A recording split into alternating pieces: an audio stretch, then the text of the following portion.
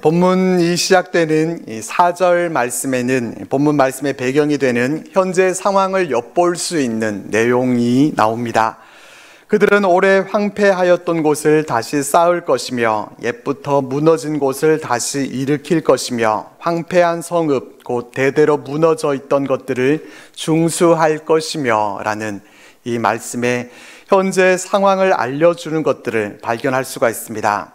오래 황폐하였던 곳, 옛부터 무너진 곳, 황폐한 성읍, 대대로 무너져 있던 것들, 이와 같은 표현들입니다. 이것이 지금 이스라엘 백성들의 상황을 나타내주는 표현들입니다. 그들은 황폐하고 무너진 채로 있습니다. 얼마 되지 않은 일이 아니라 대대로 그렇게 있습니다. 이스라엘 백성들이 왜 그렇게 됐습니까? 하나님을 떠나서 하나님의 말씀에 불순종했기 때문입니다. 하나님은 그들을 아수르의 손에 넘기셨고 그 결과 그들의 집과 성읍은 모두 황폐되고 말았습니다. 백성들은 오랜 시간 동안 그들의 생활 터전을 꾸려왔고 또 어린 자녀들이 자라가고 안정되고 건실하던 그 삶이 하루아침에 무너져 내렸습니다. 살아갈 공간도 없어졌고 가족 식구들끼리 함께 모여서 단란하게 식사를 하던 그런 일상의 삶이 다 사라져버리고 이스라엘은 절망과 또 탄식으로만 가득 찬 삶을 살아가고 있었습니다. 그렇게 살아온 삶이 오래되었다라고 말씀해 줍니다. 왜 황폐하고 무너진 채로 그대로 살아왔겠습니까? 황폐하고 무너진 것을 다시 일으킬 수 있는 그런 힘이 있다고 하면은 왜 그렇게 하지 못했겠습니까? 힘이 없고 또 능력이 없었기 때문입니다. 갖고 있는 힘이 없기 때문에 주저앉아 있었습니다. 주저앉아 있는 이 이스라엘 백성들, 그들은 소망을 잃어버리고 절망과 좌절 속에 살아가고 있었습니다. 아무것도 기대할 수 없고 뭔가를 이룰 수 있는 그런 아무런 힘도 가지고 있지 못하고 영적으로도 황폐하게 무너져 있는 것이 바로 이스라엘 백성들의 처해 있는 현재 모습이었습니다. 이런 백성들에게 하나님은 이사야 선지자를 통해서 위로와 소망의 말씀을 선포하십니다. 본문 앞에 있는 1절에서 3절까지의 말씀은 여호와의 종 메시아의 사명에 대한 예언이 기록되어 있고 본문 말씀은 메시아를 통해서 어떠한 결과가 있어지게 될 것인가 하는 것을 우리들에게 말씀해 주고 있습니다.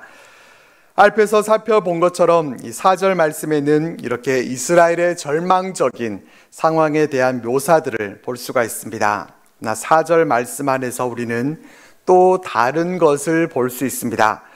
오래 황폐하였던 곳, 옛부터 무너진 곳, 황폐한 성읍, 대대로 무너져 있던 것들, 이와는 대조적으로 희망을 주는 말씀이 함께 들어 있습니다.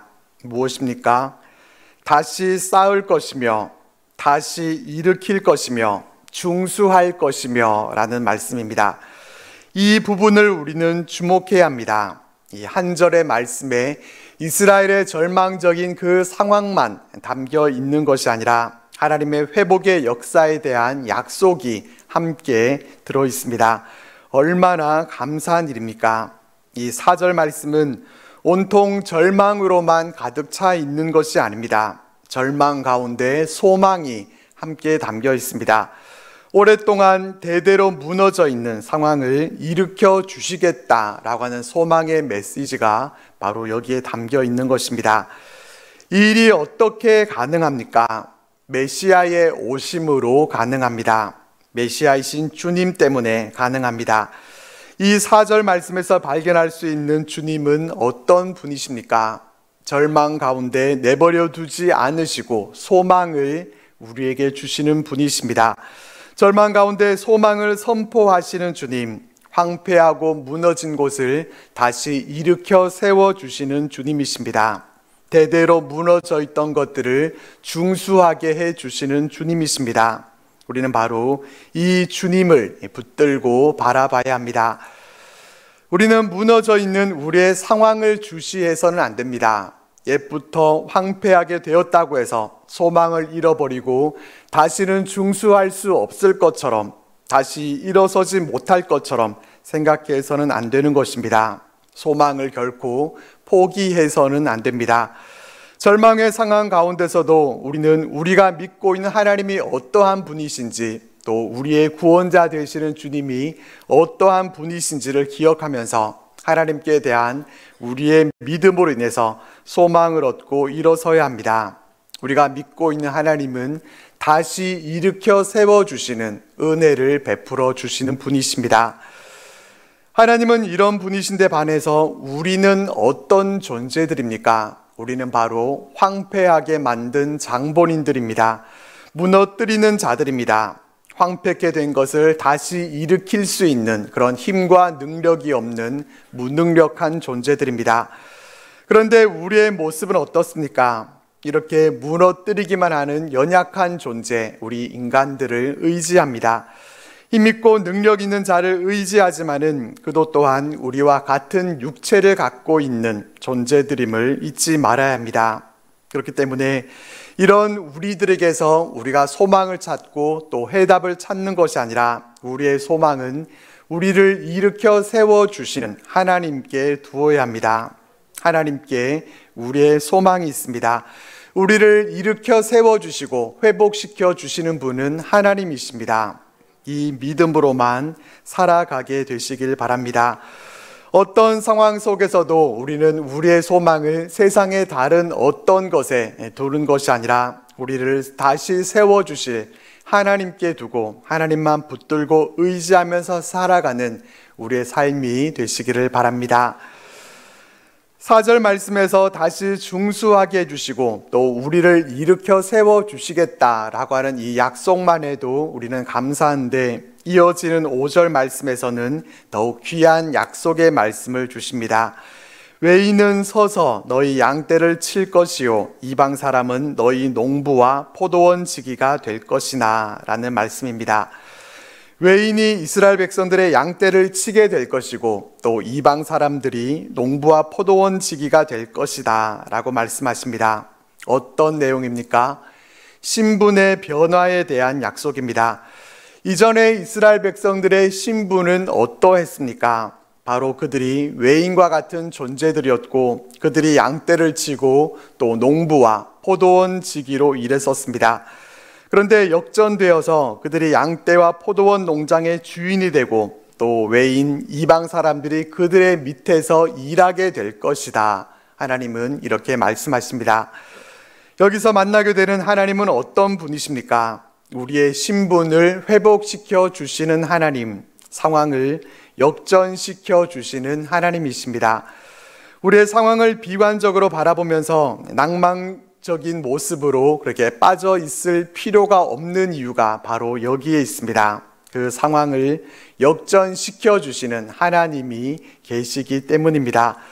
상황이 역전될 때, 역전해서 이기게 될 때 참 통쾌함이 있습니다. 운동 경기도 이 오합 지졸 팀을 만나서 큰 점수 차로 이기게 될 때는 전혀 재미가 없습니다. 지고 있다가 역전승을 거두게 될 때 짜릿한 그런 승리가 있습니다. 우리 하나님은 역전의 명수이시고 우리들에게도 그 짜릿함 이상의 승리를 안겨주시는 분이십니다. 우리 마음에 새겨야 할 것은 우리의 상황에 우리의 영혼이 너무 깊이 잠식되도록 하지 말아야 한다는 점입니다. 현재 상황의 늪에 빠져 있어서는 안 됩니다.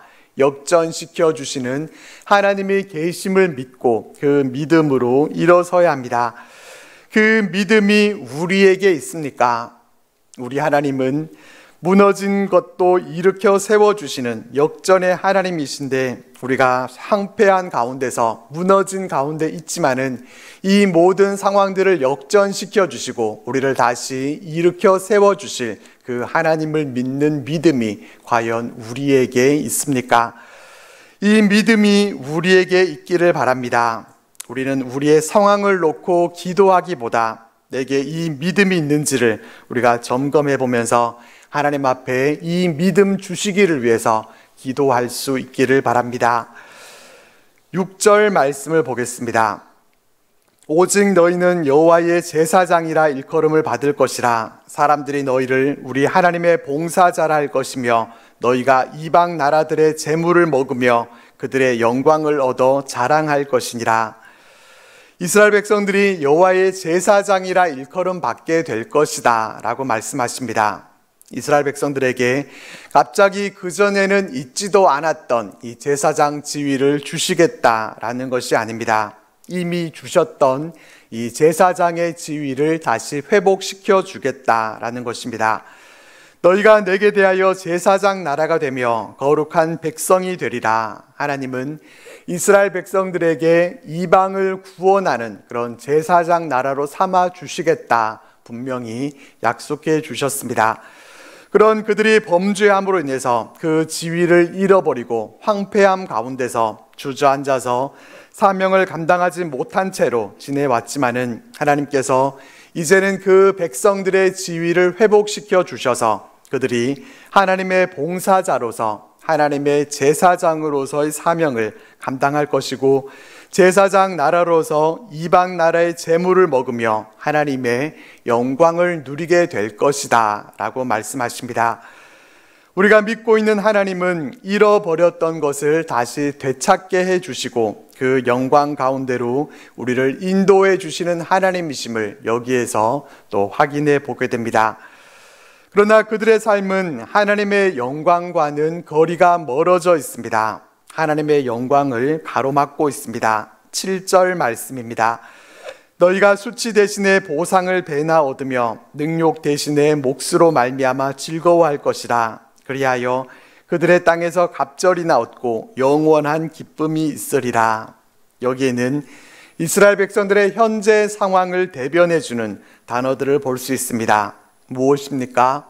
수치와 능욕입니다. 그들은 범죄함으로 인해서 아수르에게 패망했고 또 수치와 모욕을 당했습니다. 하나님의 영광을 잃어버린 자들이 됐습니다. 하지만 하나님은 그들이 당하고 있는 그 수치와 모욕을 영광으로 바꿔주시고 배나 보상해 주시고 영원한 기쁨을 주시겠다라고 말씀하십니다. 이스라엘은 바벨론의 포로로 잡혀가서 수치와 능욕을 받으면서 하나님의 징계를 받게 되겠지만은 그러나 하나님은 징계함을 목적으로 하시는 분이 아니십니다. 그렇기 때문에 징계가 끝난 후에는 하나님께서 갑절로 갚아주시는 은혜를 베풀어 주시겠다라고 말씀합니다.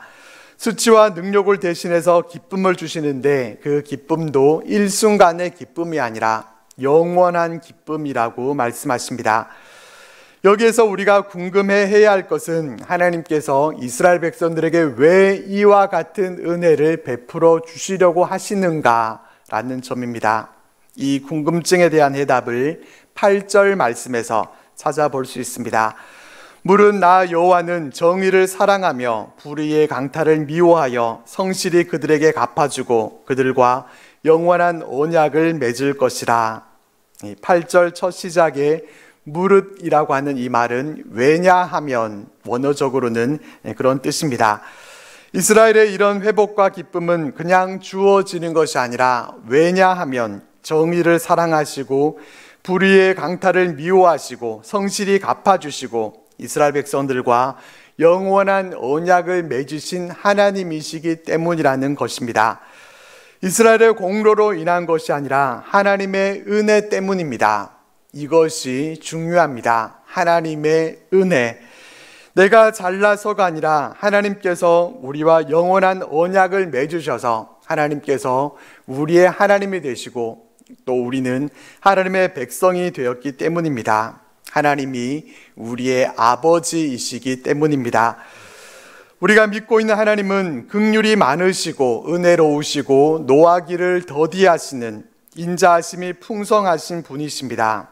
우리를 사랑하시기 때문에 잠시 징계하시지만은 다시 회복을 선포하시고 놀라운 사랑과 은혜를 베풀어 주십니다. 이것이 우리가 하나님 앞에 감사드릴 수밖에 없는 이유입니다. 우리의 힘을 의지하면서 살아간다면은 어떻게 다시 세워지는 그런 회복의 역사가 일어날 수 있겠습니까? 하나님의 은혜로만 가능합니다.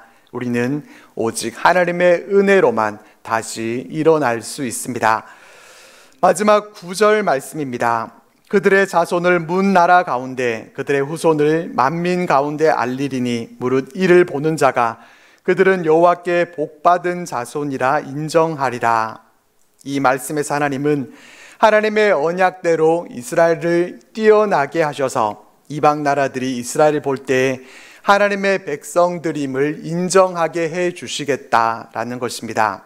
지금은 열방들이 보기에 하나님께 복받은 자손들이 되지 못하고 수치와 또 모욕 가운데 있지만은 하나님은 하나님의 영광 가운데 그 은혜로 하나님의 백성들을 회복시켜 주실 것이고 하나님께 복받은 자손으로 모든 열방들이 인정해 주는 그런 백성들이 될 것이다 라고 말씀하십니다.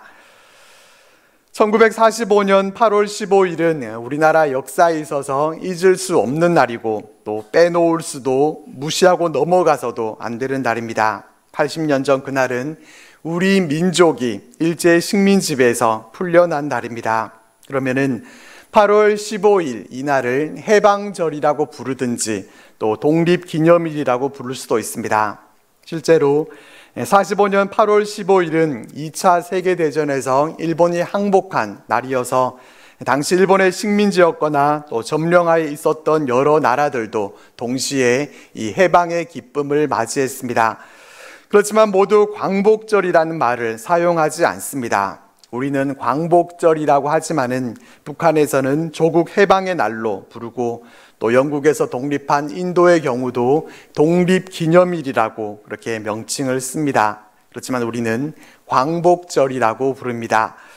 광복이라는 말은 빛을 되찾다라는 의미입니다. 아시는 바와 같이 이 해방과 광복은 비슷한 것 같지만은 같은 의미는 아닙니다.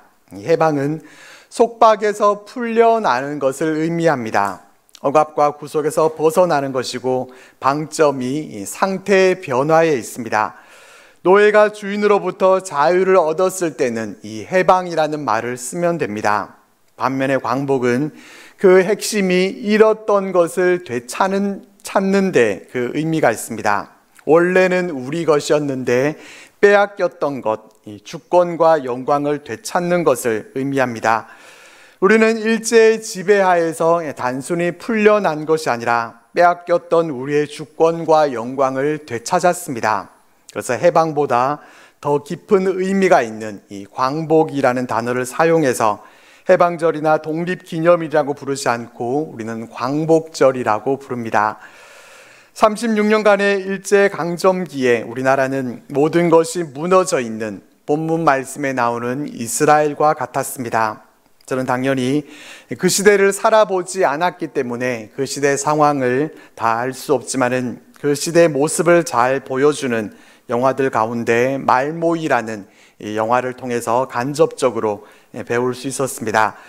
일본은 말과 글도 억압을 했고 언론도 검열했습니다. 그런 때 조선어학회에서 우리 말을 모아서 사전을 만드는 그러한 일에 힘썼습니다. 그런 중에 일본 경찰의 탄압이 심해지고 어학계 사람들이 체포와 고문을 당하고 원고를 지키기 위해서 목숨을 걸었던 모습이 영화 속에 잘 담아져 있습니다.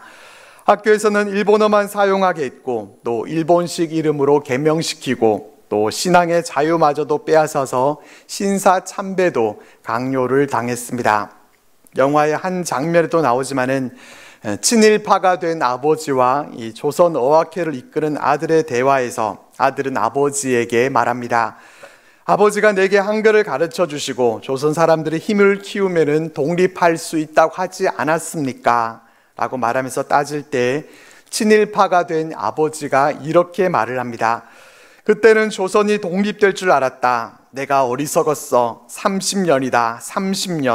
30년이 지나도 안 되는 건 안 되는 거야. 너는 아직도 조선이 독립될 것 같으냐? 라고 말하는 장면이 나옵니다. 일제 치하에서 30년이 지나면서 이제는 독립될 수 있을 거라고 하는 그러한 모든 소망들이 다 사라져가고 나라를 위하던 사람도 이제는 더 이상 소망이 없으니까 시대의 흐름에 맞게 변화해 갈 수밖에 없었습니다.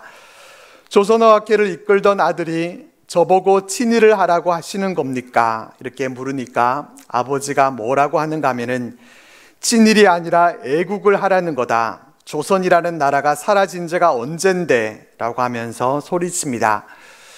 이제는 조선은 사라졌기 때문에 일본을 위해 일하는 것이 애국이라고 말합니다.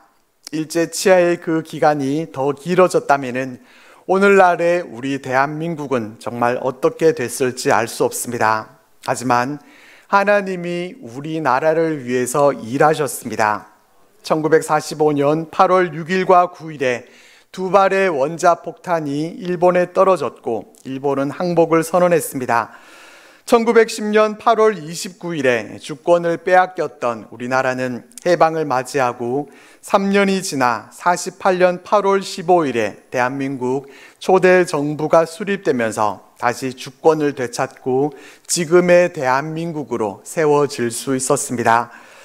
이 모든 일들 가운데는 다시 일으켜 세워주시는 하나님의 은혜가 있었습니다. 해방을 우리의 힘으로 얻어냈다면 좋았겠지만 사실 우리의 자력으로 해방을 얻지는 못했습니다. 뜻으로 본 한국 역사라는 책에서 함석헌 선생은 우리나라 해방에 대해서 이렇게 표현합니다. 우리나라 해방은 도둑 같은 해방이었다. 예기치 않았다 갑자기 우리에게 주어진 해방이었다. 그리고 이 해방은 하늘에서 온 것이었다.